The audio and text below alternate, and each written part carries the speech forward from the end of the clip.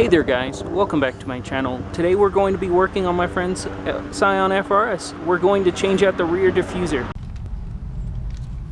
Alrighty guys, this is going to be the diffuser that we're going to be installing into the FRS.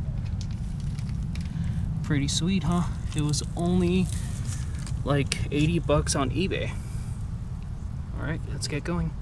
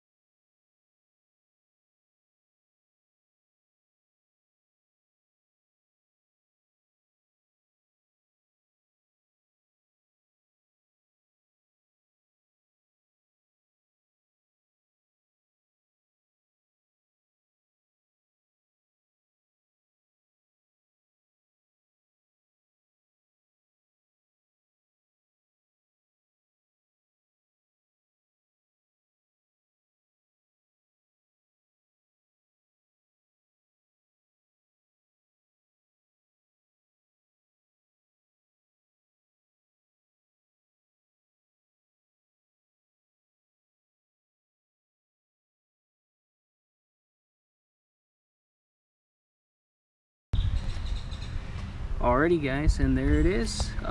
This diffuser right here has been installed.